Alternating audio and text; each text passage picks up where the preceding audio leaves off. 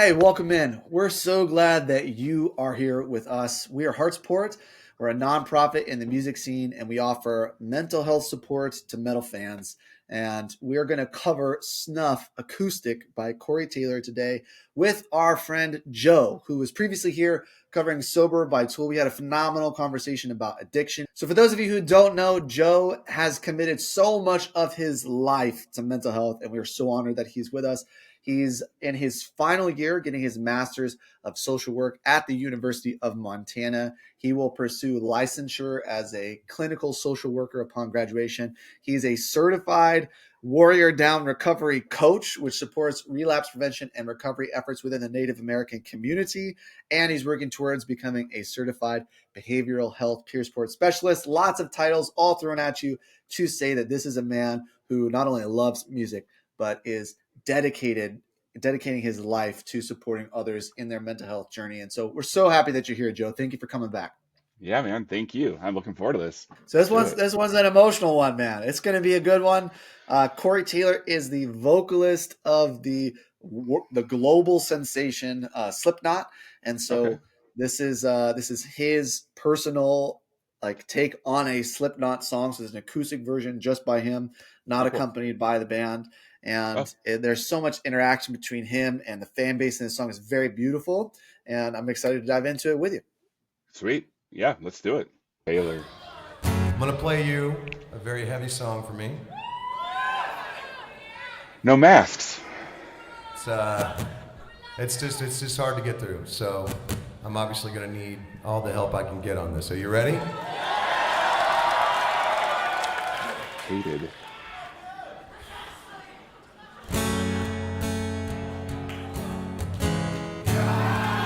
Acoustic. I did not know Slipknot did acoustic. I guess this isn't Slipknot, but yeah.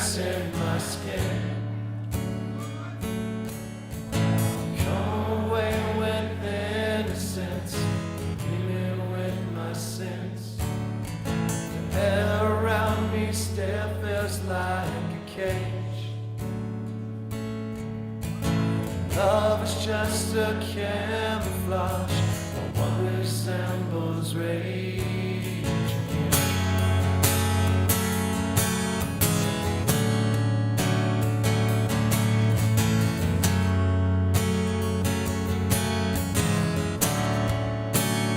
So if you love me, let me go. Run away before I know. My heart is just too dark to care.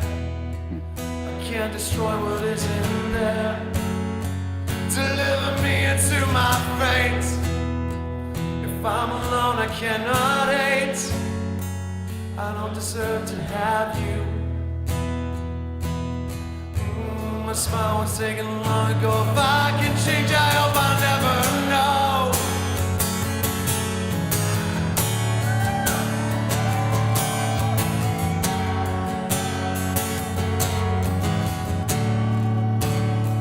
That just sounds like, I don't know, he's definitely got an internal struggle going on of sorts. Yeah, I'm really trying to figure that out. He's definitely like being very vulnerable. Yeah, I don't know. I don't know what to say there yet. I'm trying to figure that out. I wanna talk about, I feel like in addiction, you can see the sparkle in someone's eye when they get the glimmer of hope for sobriety. And then you can also see the moment when it gets snuffed out, when the desire to use overcomes you, right? When you lose hope in yourself, when you lose hope, like I remember a dear friend of mine who lived with me and was in the process of getting sober and got a job again, got his life back together. And then he had this massive relapse. And when I saw him again, it's like he wasn't sober, internally, he had given up on himself. That moment, it's like you could see the difference in the way that they look, in their physical eyes. It's like they're gone. They're gone before they're gone. Yeah. And it's this agreement with one's own worthlessness. It's like, I'm just fucked. That's it. And that's who I am. And I tried, and I'm not getting out. And it hurts more to try again than it does to just acquiesce to the feeling of being fucked. Yeah. So just like, whatever, man. Like, Yeah. I am done. So this idea of like, if I could change, like, fuck off. I don't want to know. I'm done. Like, Yeah. can you bring me into a specific moment, maybe even with, someone you worked with, or even, you mentioned this is not going on, but you could anonymize them, but even with a family member, someone where you saw their hope snuff out. Yeah. I mean, there was definitely a student that I was working with who was struggling with addiction, with a drinking problem, and was about a year sober. I helped him basically get back into school, helped him find a place to live. He was extremely motivated and just ready to go. And I don't know what happened so quickly. Like within a week, it was gone. He was drinking so heavily, and I went to his place, and he looked like a completely different person. I will never forget it. It hit me hard. It was an incredible learning experience. Even being through like addiction myself, it was so unlike anything I've ever seen, and just how defeated he looked. I think he knew at that point he had lost and gave up. And that was heartbreaking. From there we did our best to get him back on his feet, but I don't know where he ended up, to be honest. Yeah, my friend that I mentioned ended up overdosing, and we lost him.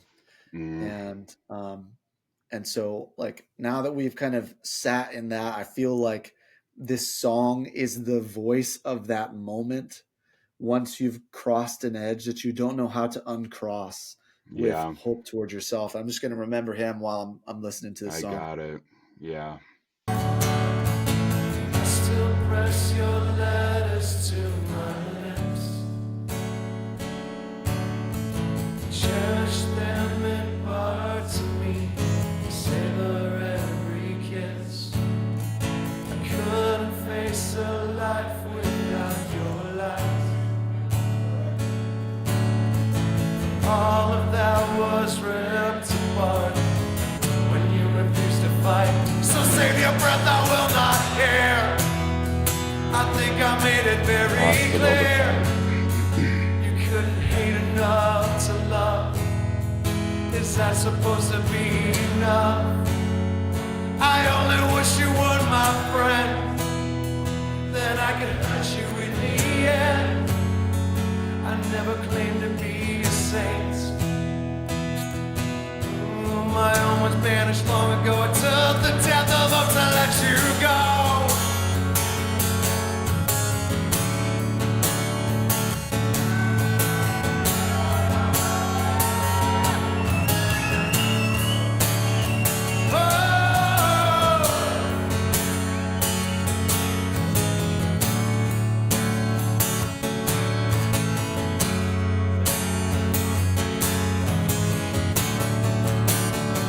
So break yourself against my stones and spit your pity in my soul.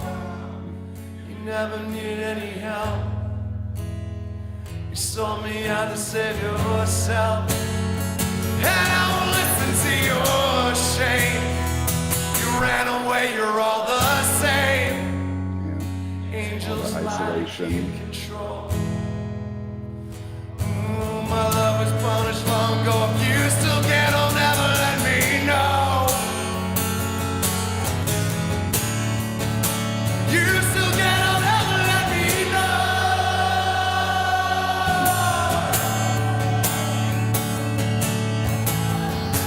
Wow. Just everybody's feeling it there. So quiet.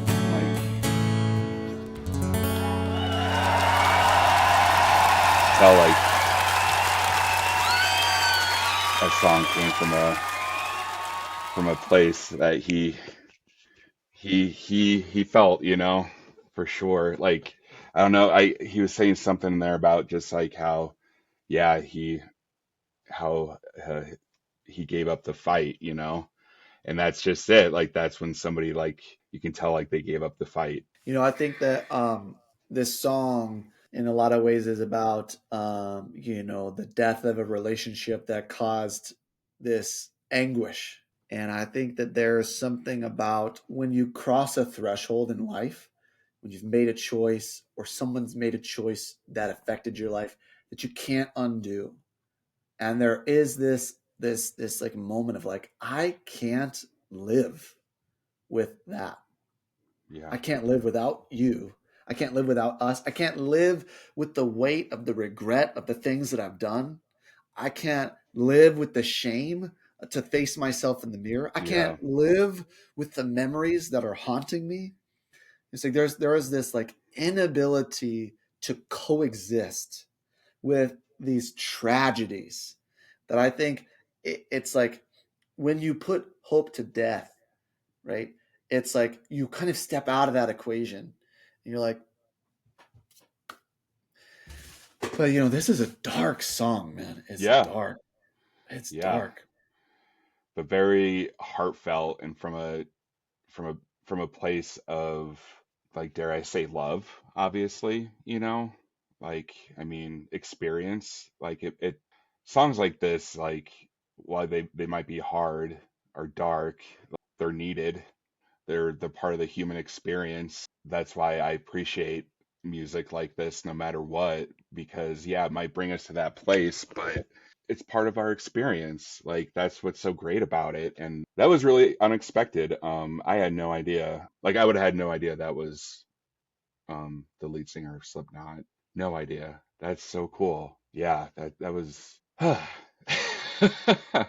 I like what you're pointing out is that music gives us the opportunity to go into a hole hmm that feels private Yeah, and realize that it's not, that it's yeah, a common human experience. And when we open ourselves up to the awareness that we're not the only ones in this kind of anguish, yeah, it opens up a new pathway for hope of like, fuck, like I'm not the only person here, and like you're here and you're here, and there are people who have been here and have made it to the other side.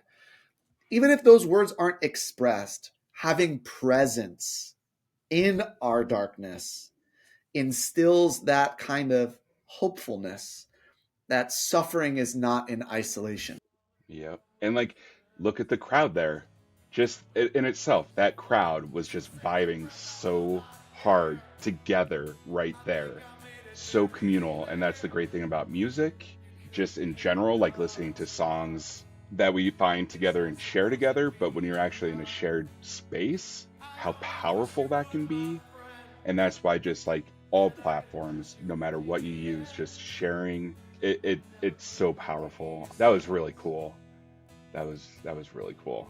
Well, Joe, thank you so much for being here, man, and being willing to experience new music with us. And if you are here and you want to be someone who can bear hope, who can bring hope into dark places, the beautiful thing is that you don't have to have the right answers. You have to have the willingness to be in those spaces with people. And if you have that courage, if you have that desire to bring light into someone else's darkness, we will train you, we will support you, we will give you opportunities to make a real difference in the lives of music fans in our scene. And you can sign up to become a volunteer by clicking the link in the description below this video. We would love to have you. And if you're looking for inspiration on how you can contribute to the healing of this scene in other creative ways, we have a beautiful story from one of our friends named Sam. And when their parents passed, they used their inheritance to have a tremendous impact in the community at HeartSupport. They were able to donate and help HeartSupport become a main stage sponsor at the Furnace Fest Festival in 2024. There were hundreds and thousands of people who got connected to hope and relationships and support because of Sam's generosity and contribution to helping heal the scene. And if you want inspiration from this amazing story and from this amazing human, their interview with us is in the description of this video, and you can click on that link and check that story out as well. As always, thank you so much for being here, and we'll see you in the next video.